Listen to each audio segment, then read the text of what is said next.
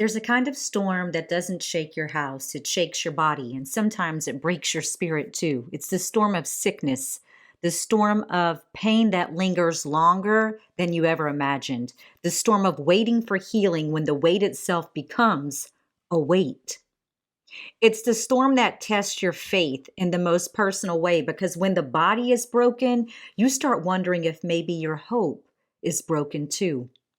I'm Misty Green, and you're listening to the Misty Blue I Lead podcast, where strategy meets soul and faith finds its voice. This is part 4 of our 10-part series, Peace in the Storm, Faith in the Uncertainty. If you missed the first 3 episodes, I invite you to go back and listen. We've journeyed with Job and his suffering, Joseph through the storm of betrayal, and Hannah through the storm of waiting. Today, we'll meet a woman who teaches us how to find peace in sickness, peace when healing seems so very far away, and when faith is all you have left. When the world has labeled you by your issue instead of your identity. Her story unfolds in Mark 5 and 25 through 34. Scripture doesn't even give her a name. She's known only by her pain. 12 years. 12 years of sickness, 12 years of shame, 12 years of silence. She wasn't just sick, she was labeled by her sickness that became her identity, not the woman of faith, not the woman of strength, but the woman with the issue. And once people labeled her, they treated her accordingly. Her condition made her unclean under the law, untouchable, uninvited, unseen. She was ostracized from her community and isolated from worship. Everywhere she went, people whispered about her. What they had heard about her became the story they told. And that's another kind of pain entirely. Because sometimes your storm isn't just what you're walking through, it's what people assume about you while you're walking through it. Maybe you know what that feels like. To be known more by your wound than by your worth, to have your name replaced by your struggle, divorced, depressed, sick, broken, jobless, to be defined by something God never meant to be your identity. See, she lived in that kind of tension and that kind of storm. The physical pain of sickness compounded by the emotional pain of being misunderstood. She was bleeding from her body and bleeding from her hope. Then one day she heard Jesus was passing by, and even though the crowd was thick, even though the law said she should not be there, something in her spirit whispered, "Go." Desperation pushed her where dignity could not. Faith pulled her through what fear would have prevented. She said to herself, "If I can just touch the very hem of his garment, I will be made whole." That's not a loud kind of faith. That's weary faith. That's wounded faith, the kind that whispers when your strength is completely depleted. She didn't reach for attention. She reached for him. And that one reach changed everything. The moment that her fingers brushed the edge of his robe, Scripture says she felt the bleeding stop instantly. And Jesus stopped too. The crowd froze and he said, "Who touched me?" She trembled out of fear because she knew what that meant. She had broken protocol. She had dared to believe. And Jesus didn't scold her. He called her.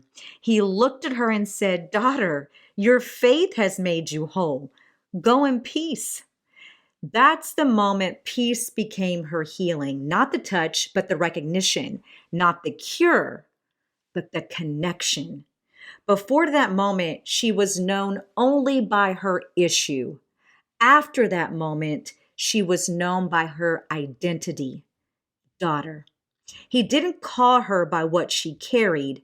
He called her by who she was. Because Jesus never labels us by our wounds. He names us by our worth. He didn't just stop her bleeding. He restored her belonging. He reached into the part of her that was the loneliness, the place where rejection had settled in, and he spoke peace. And that's what he does for us, because even when healing takes time, peace can still meet you right where you are. Peace doesn't erase the pain, but it does redefine it. It turns isolation into intimacy with Christ. It reminds you that you're never too far gone to be touched by his grace. Maybe your healing hasn't come yet. Maybe the diagnosis, it still stands. Maybe your heartbreak still hurts, and maybe your soul is tired from the waiting. If that's you, take heart. Healing may take time, but peace can happen right now, because peace doesn't depend on your condition changing. It depends on your connection to Christ. The same power that healed her body is the same peace that can heal your heart. And even when you're still bleeding, still waiting, still hoping, you can find rest in knowing God is near. Be still and know that I am God. Sometimes the world will label you by your pain, but heaven always calls you by your purpose. The woman with the issue of blood reminds us that faith reaches where hands cannot, and peace is what fills the space your healing hasn't yet reached. So today, if you're carrying a diagnosis, if you're carrying a heartbreak, if you're carrying a reputation that feels heavy, remember, those things describe you, but they do not define you. Peace is still yours, because peace doesn't wait for the bleeding to stop. It starts the very moment that you reach for him. Peace isn't what happens when the storm ends. It's what holds you steady while the rain still falls. It's the quiet assurance that even when your body is weak, your faith can still be strong. The woman with the issue of blood reminds us that peace isn't found in perfect health. It's found in perfect trust, because faith that reaches for Jesus will never return empty. So whatever you're facing, the sickness, the stigma, the silence, anchor yourself in him. Anchor yourself in peace, because before the healing ever happens in your body, God can begin healing in your heart. I'm Misty Green, and this has been Peace in Sickness, the woman with the issue of blood, part of the Peace in the Storm, Faith in the Uncertainty series. Pull up a chair and join me next time as we continue this journey through Scripture and the storms of life, learning that peace is not the end of the storm. It's the evidence that God's been with you through every single wave. Listen and subscribe on Apple Podcast, Spotify, or YouTube. Just search I Lead Misty Blue.